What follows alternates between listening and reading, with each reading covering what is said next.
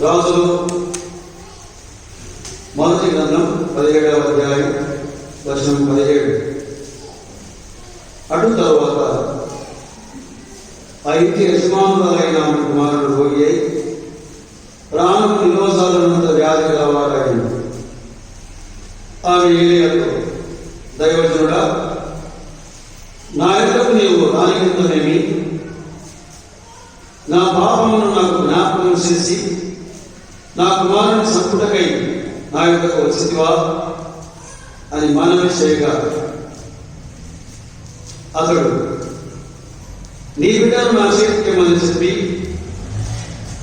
ఆమె కవిటిలో నుండి వారిని తీసుకొని తానున్న పై అంతస్తు గదిలోనికి పోయి తన మంచం మీద వారి పరుండబెట్టి, యెహోవా నా దేవా, నన్ను చేర్చుకున్న ఈ విధవరాలు కుమారుని సంపూర్ణంతగా ఆమె మీద కీడు రాజేసివా అని యెహోవాకు మొరపెట్టి ఆ చిన్నవాడి మీద కుమారు తాను బాధ దాచుకొని,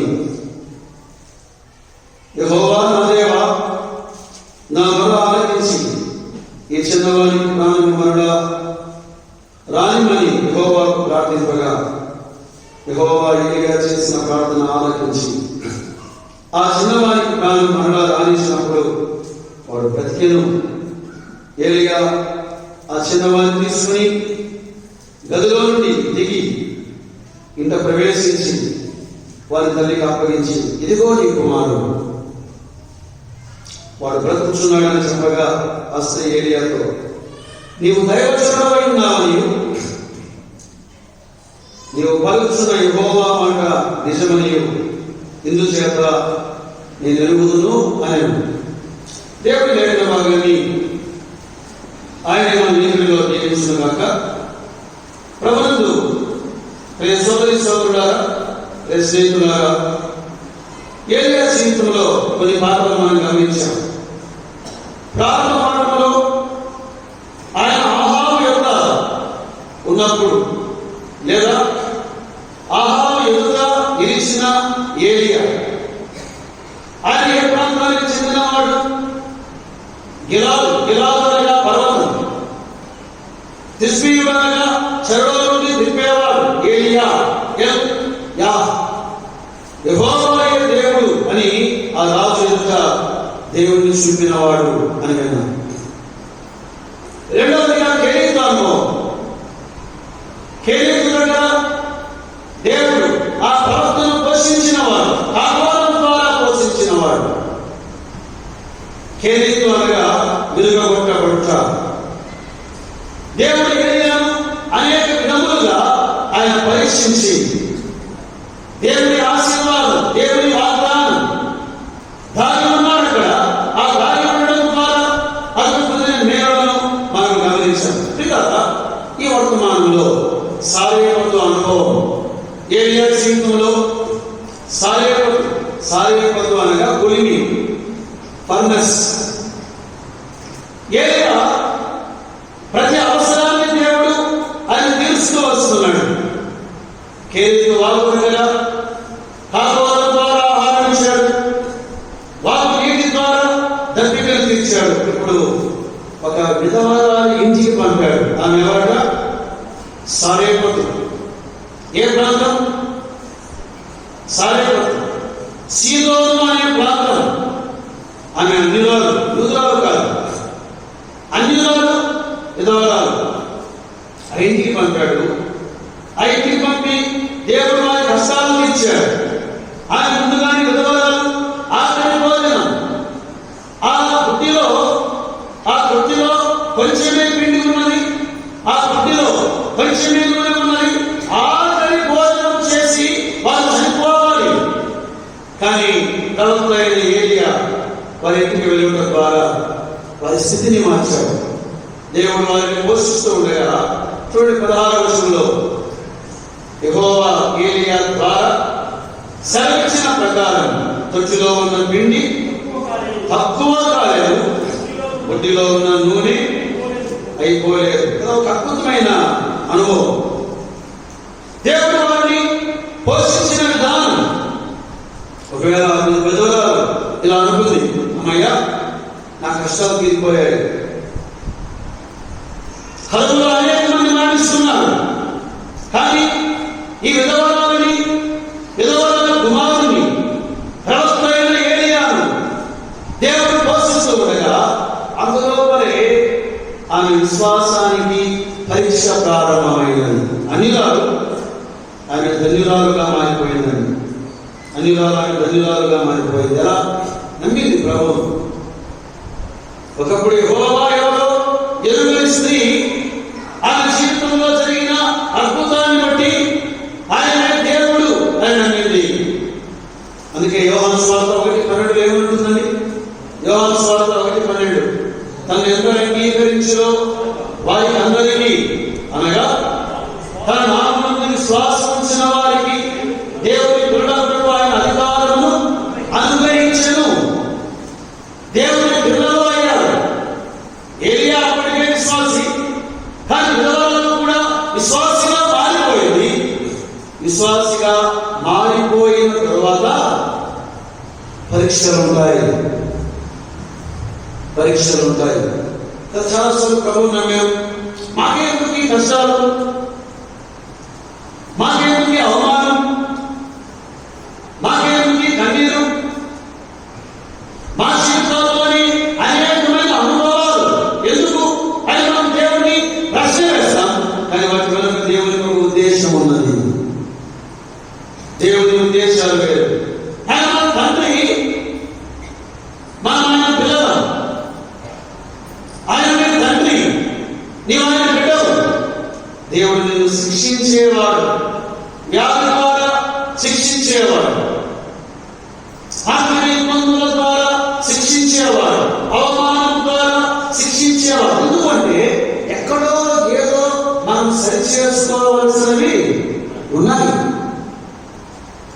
మనకి ఎప్పుడు అర్థమవుతాయంటే ఆయన సన్నిధిలోకి వెళ్ళినప్పుడు మాత్రమే అర్థమవుతాయి. ఈ విశ్వాసానికి పరీక్ష ప్రారంభమైనది. నేను ఒక 3 విషయాలు చెప్పి ప్రార్థన చేద్దామనుకుంటున్నాను. ఈ భాగంలో నుండి విశ్వాసం, విధవరాల విశ్వాసం ఎలా ఉంది, ప్రవక్త విశ్వాసం ఎలా ఉంది, ఆ విశ్వాసానికి కలిగిన విషయాలు ఏంటో ఆలోచన చేస్తూ ఉండగా మొదటిది విధవరాల విశ్వాసమునకు పరీక్ష, లేదా వేసుకున్నాం పరీక్షింపబడిన విశ్వాసము. సారేపు అనగానే ఏమైనా కొలిమి, అగ్ని వంటి కొలిమి, బంగారమును శుద్ధి చేసే కొలిమి, ఇనుమును కాల్చే కొలిమి, పరీక్షింపబడిన విశ్వాసం. దేవుడు మన విశ్వాసాన్ని ఆయన పరీక్షిస్తాడు. పరిశోధనలో చాలా మంది పైన కూర్చున్నవారు, అక్కడక్కడ ఉన్నవారు, వారికి బాగా తెలుసు. మనం 7వ తరగతి పబ్లిక్ ఎగ్జామినేషన్ ఉండేదండి. 7వ తరగతి ఇప్పుడు ఉన్నాయా? ఇప్పుడు 7వ తరగతికి పబ్లిక్ ఎగ్జామినేషన్స్ లేవు. మన విద్యా సంస్థ వాళ్ళు ఒక ఆలోచన చేస్తున్నారు. ఏమిటి ఆలోచన తెలుసు మీకు? 10th క్లాస్ కూడా పబ్లిక్ ఎగ్జామినేషన్స్ తీసివేయాలి. ఎందుకంటే పిల్లలు చాలా ఒత్తిడికి గురి అవుతున్నారు. దాన్ని బట్టి కాదు, మోసే పుస్తకాలను బట్టి. ఈ పబ్లిక్ ఎగ్జామినేషన్స్ లేకపోతే ఇప్పటికే బ్రిడ్జిలు కూలిపోతున్నాయి. అంత తాగిందిపోయారు. చాలా మంది డాక్టర్లు ఆపరేషన్ చేసి పెద్దలు కడుపులోనే ఉంచుతున్నారు. ఎందుకు? అన్ని తాగుతున్నారే. టీచర్లు కూడా ఆ దినాల్లో మా నాన్న దీర్ఘం తెలియకపోతే ఇలా చేతులు పెట్టి సీఎంతో కొట్టేవాడు చేతుల మీద. ఇప్పుడు తల్లిదండ్రులు పోతారు, విద్యార్థి టీచర్లు మీద మా పిల్లల్ని ఎందుకు కొట్టేవాడు? విద్య పరీక్షలు ఉండాలి. అప్పుడు మాత్రమే మన విశ్వాసం రాజుతుంది. దేవుడు ఆయన ఉద్దేశాలు గలవాడు. కానీ చాలా మంది పరీక్షలు తప్పించుకునే రకం. తప్పించుకుంటే ఏమవుతారు? ఫెయిల్ అవుతారు. అందుకే ఈ దినాల్లో విశ్వాసంలో ఫెయిల్ అయిపోయారు అనేక మంది. పరీక్షింపబడిన విశ్వాసం, కొంతమంది ఎవరైతే తప్పించుకుంటారో వారిని పతనమైపోయే విశ్వాసం, ఎవరైతే పరీక్షల్లో నిలబడతారో 3 విషయాలను మనం ఆలోచన చేద్దాం. నెంబర్ 1, పరీక్షింపబడిన విశ్వాసం. హెబ్రీయులకు రాసిన పత్రిక 12వ అధ్యాయం 6వ వచనం నుండి మనం చదువుకున్నాం. హెబ్రీ పత్రిక 12వ అధ్యాయం 6వ వచనం నుండి, నా కుమారుడా, ప్రభువు చేయు శిక్షను తృణీకరించకము, ఆయనను గద్దించినప్పుడు విసుగకుము. ప్రభువు తాను ప్రేమించిన వారిని శిక్షించి తాను స్వీకరించు ప్రతి కుమారుని దండించును. ప్రభు శిక్ష, ప్రభువు చేయు శిక్షణ, క్రమశిక్షణ. సంఘాల్లో క్రమశిక్షణ కావాలి, కుటుంబంలో క్రమశిక్షణ కావాలి, విద్యా సంస్థల్లో క్రమశిక్షణ కావాలి. ఏ రంగంలో అయినా. కొన్నిసార్లు నాకు ఎంత కోపం వస్తుందంటే, రోడ్లో పోతూ ఉంటాయి కదా, మన ముందు పోయే వాళ్ళు రోడ్డు నిండా పాపరా వేసుకొని చెప్పాలి దాన్ని. ఆ రోడ్డు మీదనే అసలు సింగపూర్లో ఉంటే బాగుండేదేమో అనిపిస్తుంది. వెంటనే సిసి కెమెరాలో రికార్డింగ్ అయ్యి వెంటనే పనిష్మెంట్ ఉంటుంది. ఎవరి ముఖం మీద పడుతుందో కూడా తెలియదు, ఎక్కలేదు. బాబు ఎందుకు అలా వచ్చామంటే ఇక్కడ చూసిపోతారు మళ్ళా కదా. లోకంలో క్రమశిక్షణ లేదు, ఈనాడు పాఠశాలలో క్రమశిక్షణ లేదు, కుటుంబాల్లో క్రమశిక్షణ లేదు, ఆఖరికి సంఘాలలో కూడా క్రమశిక్షణ లేదు. అదే ఈనాడు గొప్ప ప్రమాదం. శిక్షణ, దేవుడు మనను శిక్షించేవాడు, మన విశ్వాసానికి పరీక్ష. అయితే పేతురు రాసిన మొదటి పత్రికలో 1వ అధ్యాయం 6వ వచనం నుండి మనం చదివితే, ఆ క్రమశిక్షణ, ఆ శిక్షణ ఎలాంటిది అంటే, ఆ ఇందువలన మీరు మిక్కిలి ఆనందించుతున్నారు కానీ అవసరమును బట్టి నానావిధములైన శోధనల చేత ప్రస్తుతమున కొంచెం కాలం మీకు దుఃఖము. శోధనలు ఉన్నాయి క్రైస్తవ జీవితంలో, దుఃఖం ఉన్నది, కన్నీరు ఉన్నది. ఎంతకాలం అంట? కొంచెం కాలం. దేవుడు మనను ఈ అనుభవాల గుండా తీసుకుని వెళ్ళి ఆయన మనల్ని శుద్ధి చేసేవాడు. అయితే క్రైస్తవులకు వచ్చే పరీక్షలు, విశ్వాసాలకు వచ్చే పరీక్షలు అవి ఎలాంటివంటే అకస్మాత్తుగా వచ్చే పరీక్షలు. ఇప్పుడు డిగ్రీ ఎగ్జామ్స్ రాస్తున్నారు కదండి, ముందుగానే అనౌన్స్మెంట్ చేశారా లేదా? టైం టేబుల్ వచ్చిందా లేదండి? ఫలానా దినం పరీక్షలు. మనం కూడా ట్రైన్కి వెళ్ళేటప్పుడు 7:422 10:20 రావాలని ఆశిస్తున్నామని వాళ్ళు అనౌన్స్మెంట్ చేస్తారు. అలాగే ఎలక్షన్లు 11వ తేదీ ఎలక్షన్ అనౌన్స్మెంట్ చేశారు. కానీ మన క్రైస్తవ విశ్వాసమునకు వచ్చే పరీక్షలు అనౌన్స్మెంట్ ఉండదు, సడన్ గా ఉంటాయి. అరే బాగున్నాయి ప్రజలంత వరకు ఏమైంది? Sudden test. అంతవరకు బాగు ఆరోగ్యంగా ఉన్నారు, ఏమైంది? సడన్. మన కోయిల్ బ్యాచ్ వాళ్ళ అబ్బాయి వాళ్ళ నాన్నగారికి ఆపరేషన్ చేశారు, ప్రవీణ్. బాగుంటే పంపారు, 2 రోజులకి సడన్ డెత్.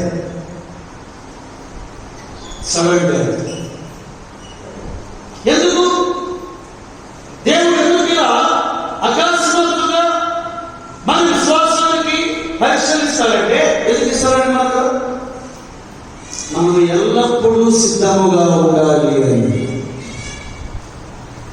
ఆయన రాగానే ఎందుకు దేవుడు ఉంటుందని చెప్పలేదు. నేను 2020 డిసెంబర్ 21వ తేదీ నేను వస్తాను అంటే మనం ఎలాంటి వాళ్ళం అంటే 19వ తేదీ వరకు విచ్చలవిడిగా జీవించే రకం మనం. 20 కదా వచ్చింది. దేవుడు తన రాకడను ఆయన ప్రకటించలేదు, మనకు రాబోయే శ్రమలను ప్రకటించలేదు. వ్యాధులు, అనారోగ్యం, ఎందుకంటే మనం ఎల్లప్పుడూ సిద్ధముగా ఉండాలి. పరీక్షలు ఉన్నాయి. ప్రభువారు మీకు లోకములో శ్రమ కలుగును. యోహాను సువార్త 16వ అధ్యాయం 33వ వచనంలో మీకు లోకములో సుఖము కలుగును అనేది ఆయన. లోకములో మీకు ఘనత కలుగును అనేది ఆయన. లోకములో మీకు శ్రమ కలుగును. ఆయనను ధైర్యం తెచ్చుకొనుడి, నేను లోకమును జయించి ఉన్నాను. అకస్మాత్తుగా వస్తాయి, అకస్మాత్తుగా వస్తాయి. ఎందుకంటే మనం సిద్ధపడి ఉండాలి. ప్రతి శ్రమ ఏదైనా రానివ్వండి. క్రికెట్ సీజన్, ఎగ్జామినేషన్ సీజన్ ఎప్పుడు ఉంటుందో క్రికెట్ సీజన్ అప్పుడు ఉంటుంది మన భారతదేశంలో. అదే వింత. అదే ఇంగ్లాండ్ అలా కాదట. విద్యా సంవత్సరంలో పరీక్షలు రాసే సమయంలో ఆటలకు బంద్. సిస్టమేటిక్ గా ఉండే దేశాలు ఉన్నాయి. మనకు ప్రతి దానిలో లాభం రావాలి. ఎవరు పాడైపోయినా పర్వాలేదు కదండి. మనకు అవే వచ్చాయి. ఎవరు పాడైపోయినా పర్వాలేదు, నేను బాగుండదు. అంతే కదా, నేను బాగుండదు. సరే, క్రికెట్ మనం చూస్తున్నప్పుడు బ్యాట్స్మెన్ ఆఫ్ స్వింగర్ వచ్చినా, ఇన్ స్వింగర్ వచ్చినా, ఆఫ్ సైడ్ వచ్చినా, బ్యాటర్ వచ్చినా, బౌన్సర్ వచ్చినా ప్రతి బాల్ ఆడడానికి సిద్ధంగా ఉండాలి. క్రైస్తవ జీవితంలో ఎందుకు నాకు వ్యాధులు వచ్చాయి? Be prepare. వస్తాయి. ఎందుకు నాకు యాత్రి ఇబ్బందులు? Be prepare. వస్తాయి. రావాలి కాదు, తప్పకుండా వస్తాయి. వాటి గుండా నేను వెళ్ళాలి. నేను నమ్మాను. ఎందుకు నా కుటుంబంలో మరణం? Yes, God will allow sometimes. దేవుడు వాటిని అనుమతిస్తాడు. అదే క్రైస్తవ జీవితం. వాటికి సిద్ధంగా ఉండాలి. మనం దేవా, నేను సిద్ధంగా ఉంటాను.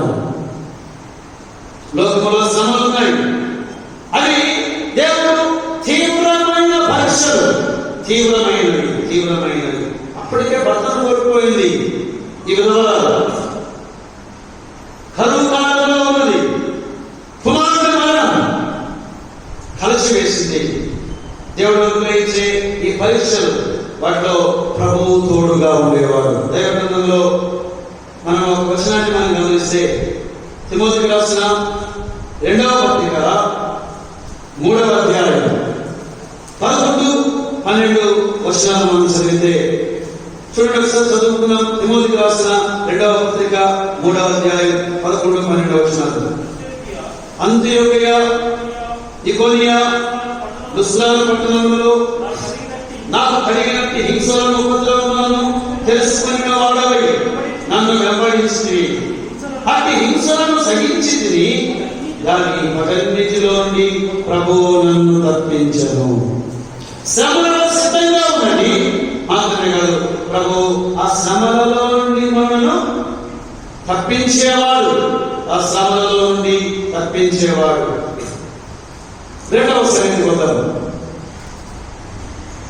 రాజు మొదటి గ్రంథం 17వ అధ్యాయం వచనం 18 చూడండి. ఆ ఏలియాతో, దైవజనుడా, నీవు నా యొద్దకు రాని నిమిత్తమేమి ఎందుకు వచ్చావు? నా పాపమును నాకు జ్ఞాపకం చేయని నిమిత్తమేమి? నా కుమారుని చంపుటకై నా యొద్దకు వచ్చిందివా? ఈ ఎంతకాలమో కానీ ఆఖరి భోజనాన్ని భోంచేసి మరణించాలి అనుకున్న ఈమె ప్రవక్తలాగా పూట భోజనం చేశారు. గుర్తురాలేదు. దేవుడి కడుపులో ఆయన పోషించాడు, అది గుర్తురాలేదు. కానీ ఇప్పుడు ఎప్పుడైతే కుమారుడు చనిపోయాడో ఎవరి మీద నేరం మోపుతుందండి? దైవజనుడి మీద. దీన్ని మనం 2వ పాయింట్గా చెప్పుకున్నాం. పతనమైపోయిన విశ్వాసం,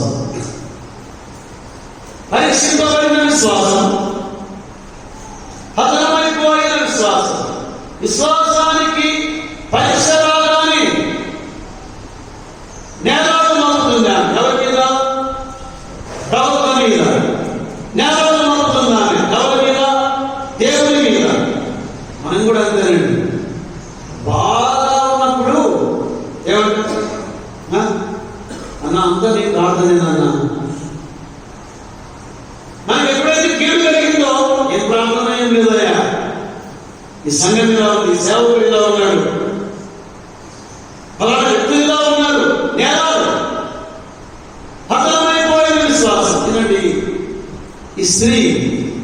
దైవజనుని మీద నేరాలు మోపడం లేదు కానీ పరలోకపు దేవుని మీద నేరాలు మోపుతూ ఉంది అని. కుటుంబాల్లో కూడా అంటే మనకు చాలా ఒత్తిడి వచ్చినప్పుడు భర్త ఏమంటాడు, భార్య అంత నీ ద్వారానే. భార్య ఏమంటుంది, ఆయన భరించలేని సమయంలో అంతా నీ ద్వారానే జరిగింది, మనం నేరాలు మోపుకునేవారు. వినండి అయ్యా అమ్మ, వినండి. ఎప్పుడైతే జాగ్రత్త వినండి, ఈ స్టేట్మెంట్ చెప్పి నేను ముందుకు వెళ్ళిపోతాను. ఎప్పుడైతే ఇతరుల మీద నేరాలు మోపడం ప్రారంభించావో అప్పుడే నీ విశ్వాసం పతనమైపోయింది అని గుర్తించు.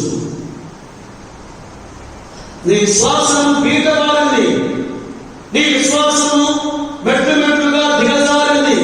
నీవు నేరాలు మోపుతున్నది దైవజనుల మీద కాదు, విశ్వాసం మీద కాదు, తోటి సోదరి మీద కాదు, దేవుని మీద. ఇది ఇప్పటి నుండి వచ్చిన చరిత్ర కాదు, ఏదైనా చోట్లనే ప్రారంభమైంది.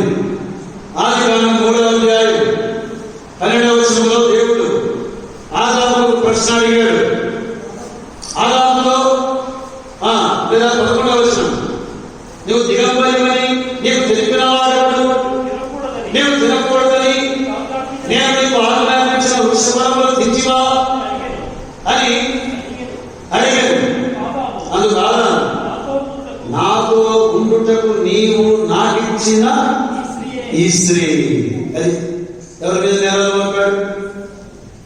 స్త్రీ మీద. ఆదాము, వినండి, ఒక మాట మాత్రం మనందరూ ఎరగాలి, గుర్తుంచుకోవాలి. ఆదాము అవ్వ మీద నేరాలు మోపిన మాట నిజమే. ఇక్కడ కూడా ఈ విధవరాలు ప్రవక్త మీద నేరాలు మోపుకున్న మాట నిజమే, కానీ నీలో నేరాలు లేవా? ఇతరుల నేరాలే కనబడుతున్నాయి నీలో నేరాలు లేవా? ఇతరుల బలహీనతలేమో భూగర్భంలో కనబడుతున్నాయి నీకు. అబ్బో, నీ నేరాలు. అందుకే బ్రదర్ ఆమెకి ఇలా జరిగింది. నీవే జడ్జ్ చేయడానికి వారు.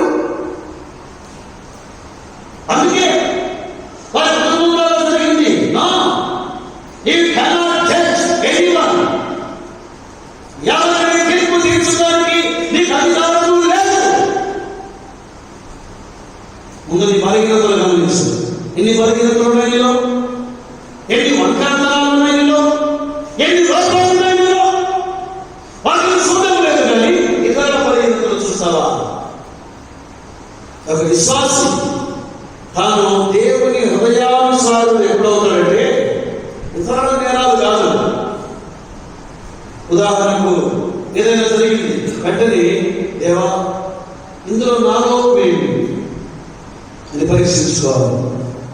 నా ద్వారా జరిగిన తప్పేంటి, నా ద్వారా జరిగిన నేరమేంటి, నా వల్ల బలహీనతను క్షమించు అని గుర్తించకపోతే దేవుడు కూడా నీ విశ్వాసాన్ని బాగు చేయడు. నీవేదో నామకార్థ విశ్వాసిగా ఉంటావంతే. నమ్మాం, పరలోకానికి వారసులవే, అనుమానం లేదు. కానీ నీ విశ్వాసం ఎప్పుడో పతనమైపోయింది. విశ్వాసం వీధిలో పనిలో నీవు ఉండలేవు.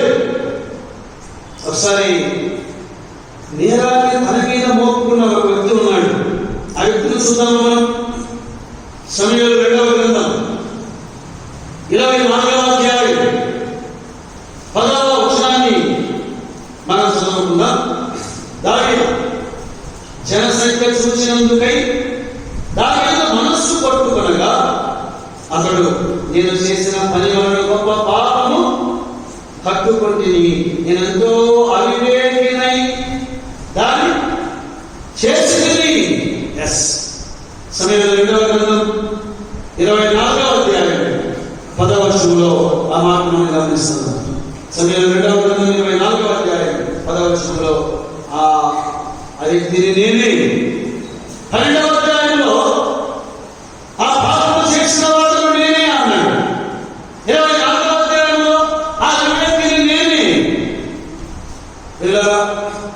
ఏదైనా నష్టం కలిగినప్పుడు ప్రతి వ్యక్తి దైవజనుడైన నేను, విశ్వాసమైన నీవు, ప్రతి ఒక్కరు దేవా ఇందులో నా భాగం ఏమైనా ఉన్నదా, నా పొరపాటు ఏమైనా ఉన్నదా, నన్ను క్షమించు, నా దోషం పరిహరించు, నా లోపాన్ని దిద్దు అని నువ్వు పరీక్షించుకున్నప్పుడు దేవునికి హృదయానుసారుడుగా, దేవునికి దగ్గరగా నీ జీవితంలో నీవు ఉండగలవు.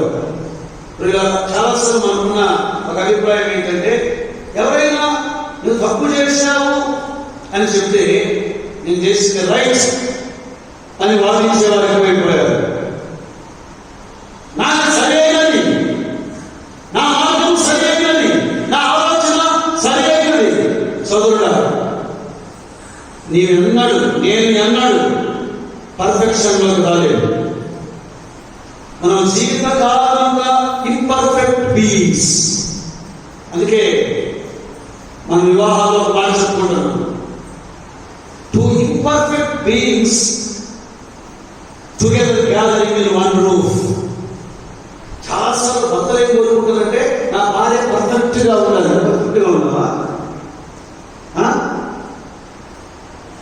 అలాగే భార్య కూడా నా భర్త పర్ఫెక్ట్ గా ఉండాలి.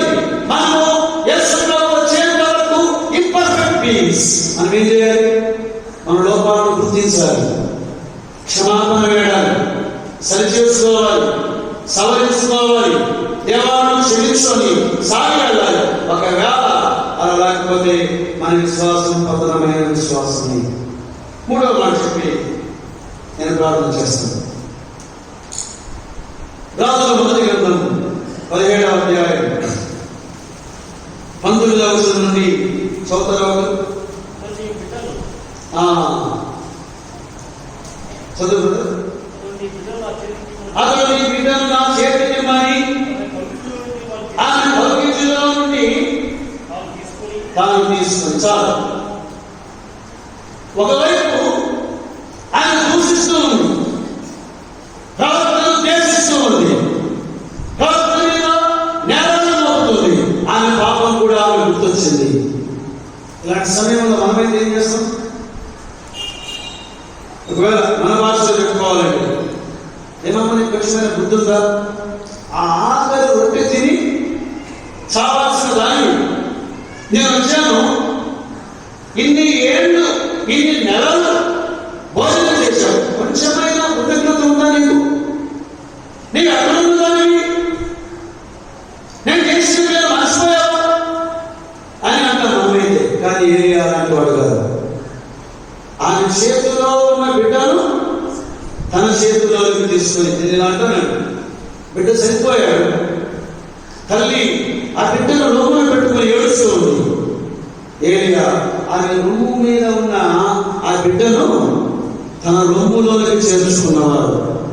ఇది పనిచేస్తున్న విశ్వాసం, పునరుద్ధరింపబడిన విశ్వాసం, ప్రభావవంతమైన విశ్వాసం, ప్రార్థించిన విశ్వాసం. ఏలియా ఆమె బిడ్డను తన చేతిలోకి తీసుకున్నాడు. వినండి, విశ్వాసం ఎప్పుడైనా క్రియతో కూడినది. నేను విశ్వాసం అంటున్నావు, కానీ ఒక్క క్రియ కానీ ఇందులో కనపడడం లేదే. ఎన్నేళ్ళైనా ఒక్క క్రియ. నీవెలా విశ్వాసమయ్యావు? దేవుడు మారాడు అంతే. బ్రతుకులో క్రియ కనపడడం లేదు, బయటికి క్రియ కనపడడం లేదు. ఎవరైనా ఈ సహోదరుని ద్వారా నేను వేరు పొందాలని చెప్పగలను? ఈ గురించి ఈ సహోదరి ద్వారా వేరు పొందాలని చెప్పగలను? ఈ గురించి స్వార్థపూరితమైన క్రైస్తవ విశ్వాసం మాది.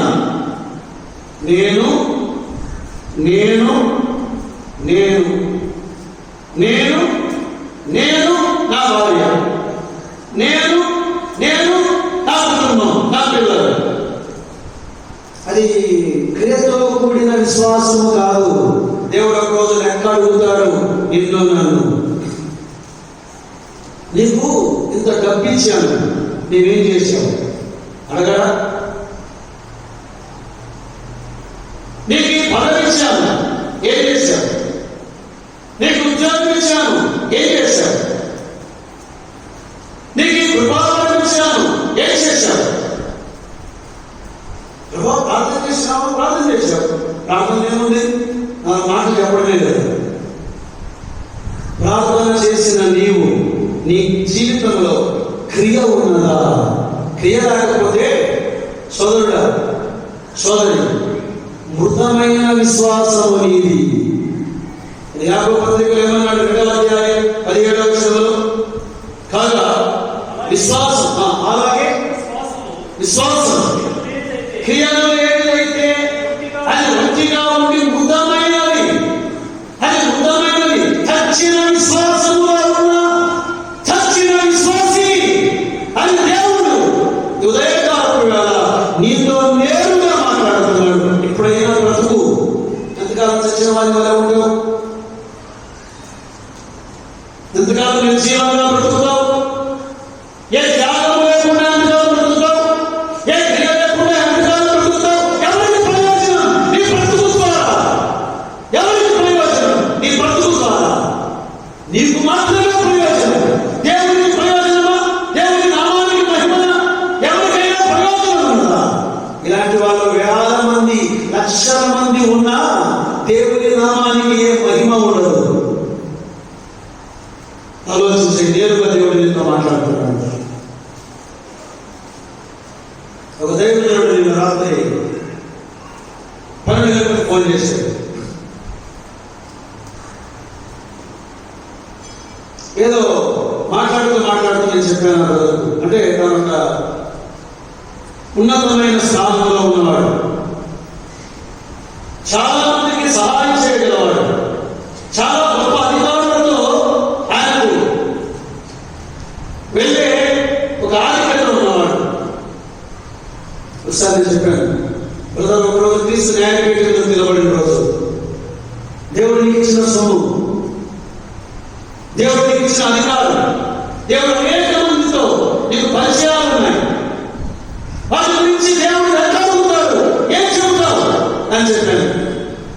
మాట్లాడుతున్న సందర్భంలో రాత్రి ఫోన్ చేశాడు 12:30. నాకు నిద్ర పడడం లేదు అన్నాడు. ఏం బ్రదర్? నా నిద్ర పని చేసేవే నువ్వు అన్నా. అదే మాట గుర్తొస్తుంది నాకు అన్నాడు. ఏం మాటలు కూడా నాకు గుర్తులేదు. ఏం చెప్పాను? క్రీస్తు న్యాయపీఠం ఎదుట నాకున్న ఈ గొప్ప పలుకుబడి, నాకున్న గొప్ప ఆస్తి, నాకున్న ఇవన్నీ దేవుడి రోజులు అడుగుతాడు కదా అన్నాడు. అవును, షూర్, అందులో అనుమానం లేదు. ఎందుకు ఇచ్చాను నీకు? ఎందుకు ఇచ్చాను నీకు? కేవలం నీ కొరకు మాత్రమే కాదు, నీవు అనేక మందికి క్రియాశీలించాలి, అనేక మందికి సహాయపడాలి, త్యాగం చేయాలి, ఖర్చు చేయాలి, ఖర్చు పడాలి, కలిగిపోవాలి. అది క్రియతో కూడిన విశ్వాసం. ఒకవైపు ఆయన దూషిస్తున్నది ఏలియాను, ద్వేషిస్తున్నది ఏలియాను, కానీ ఆయన రొమ్ములో ఉన్న కుమారుని తన రొమ్ములోనికి చేర్చుకున్నవాడు. ప్రేమించటమండి ప్రేమతో కూడిన విశ్వాసం. ఇది ఉంది అంటే ఏమన్నా? ప్రేమ ఇచ్చేది, లవ్ గివ్స్. ప్రేమ ప్రారంభించేది, ప్రేమ పైసలు ఇచ్చేది, ప్రేమ ఏమైనా ఇచ్చేది. ఈనాడు చాలా మంది క్రైస్తవ సంఘం అంటే ఈ సొమ్ము ఉచితంగా వస్తుంది అనుకుంటున్నారు. చాలా మంది దీన్ని ఖర్చు పెట్టేద్దాము. ఉచితంగా వచ్చిందా? దేవుని సొమ్ము ఇది, దేవుని సొమ్ము. దేవుని సొమ్మును దేవునికి ఇవ్వాలి. ఆయన ప్రాణం ఇచ్చాడు, పైసలు ఇవ్వలేం. కేవలం మనము ప్రార్థనలో మాత్రమే చేస్తున్నాము. ప్రార్థన, ఆరాధన ఖర్చు లేదు కదా. వచ్చే స్థుతులు చెల్లించడానికి ఏం ఖర్చు ఉంది? ఏదో రావడానికి కొంత పెట్టుబడి ఖర్చు, దాన్ని కూడా లెక్కేసే వాళ్ళు ఉన్నారండి. అన్ని లెక్కల మాసంలో అన్ని లెక్కలే. త్యాగం చేసేవాడికి ఏ లెక్కలు ఉండవు. త్యాగం చేసేవాడు ఎప్పుడైనా త్యాగం చేస్తాడు, ఎక్కడైనా త్యాగం చేస్తాడు. ప్రేమ ఇచ్చేది, లవ్ గివ్స్. ప్రేమ సహించేది, ప్రేమ దీర్ఘకాలం సహించను. ప్రతి పత్రిక 13వ అధ్యాయం. ఆయన దూషిస్తున్నది సహించాడు. ప్రేమ అపకాలను మనసులో ఉంచుకున్నాడు. ఏలియా ప్రార్థించడం ప్రారంభించాడు. ఆ బిడ్డ కొరకు ప్రేమ, ప్రార్థించే విశ్వాసం, ప్రేమించే విశ్వాసం, పనిచేసే విశ్వాసం. యోసేపు కూడా తన అన్నోడు తన ముందుకు వచ్చినప్పుడు క్రియ కనబడిందని భోజనం పెట్టాడు, వారిని చేర్చుకున్నాడు, వారిని పరామర్శించాడు, వారిని పురుగొల్పాడు, వారిని పోషిస్తానని వాగ్దానం చేశాడు. యోహాను సువార్తలో కూడా యేసుక్రీస్తు ప్రభువారు పునరుత్థానమైన తర్వాత పేతురు ఎక్కడికి వెళ్ళిపోయాడు? మరలా నేను చేపల పట్టుకు వెళ్తాను వెళ్ళాడు. డాక్టర్గా ప్రయాసపడ్డాడు, ఒక్క చేప అయినా పడలేదు. యేసు ప్రభువారు ధైర్యం ప్రత్యక్షమయ్యారు. కుడివైపున వలవేయండి అన్నాడు. విశాలమైన చేపలు పడ్డాయి. వారు ఆ గోరెను చేపలను ఒడ్డులోకి తేగానే ఒడ్డులో ఏముంది? కాల్చిన చేపలు, రొట్టె. ఈ వెనకడుగు వేసిన వీరిని యేసు ప్రభువారు ప్రేమించాడు, భోజనం పెట్టాడు. ఇచ్చేది ప్రేమ, ఇచ్చేది విశ్వాసం, పని చేసే విశ్వాసం ఇచ్చేది. యోసేపు అన్నలకు ఇచ్చాడు. ద్వేషించిన వారిని మనమేమంటాం? నాకు టైం రాకుండా ఉంటుందా? నాకు ఒక రోజు, every dog has its own time అని ఇంగ్లీష్ లో ఒక సామెత ఉంది. Every dog has its own time. ప్రతి కుక్కకు ఒక టైం ఉంటుంది కదా. అది నాకు టైం వస్తుంది, అప్పుడు చూపిస్తావు. దయచేసి చూపిస్తాను, క్షమిద్దాం, ఇంకా వేరు చేద్దాం. 10,000 మంది కీడు చేసినట్లుగా ఉందా? కీడు మేలు చేద్దాం. మనకు నష్టం కలిగించారా? వారికి నష్టం వద్దు, వారికి మేలు చేసి లాభం కలిగిద్దాం. మన విశ్వాసం విశాసం కాదు, అది పనిచేసే విశ్వాసం, క్రియ చేసే విశ్వాసం.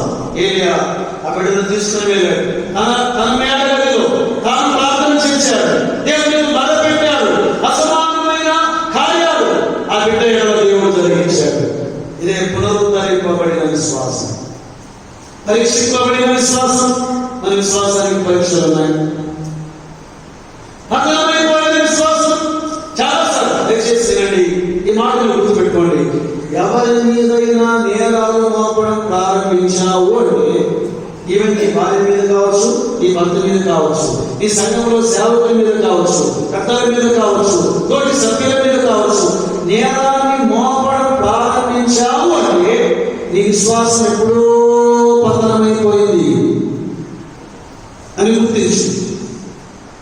కీడుకు కీడు చేయవద్దు, కీడుకు మేలు చేయదు. వారి కొరకు ప్రార్థించు, వారి కొరకు వీలైతే ఖర్చు చేయండి, వారి కొరకు నీ ధనమును రక్షించు. వీలైతే అసలు ప్రేమ ప్రాణం ఇచ్చేది కదండి. నీ సహోదరుని కొరకు ప్రాణం పెట్టడమే పనిచేసే విశ్వాసం, పునరుద్ధరింపబడిన విశ్వాసం. అట్టి విశ్వాసం కలిగి ఉండటానికి పరిశుద్ధాత్మ దేవుడు కృప అనుగ్రహించునుగాక. ఆమేన్. తలవంచండి, ప్రార్థించండి.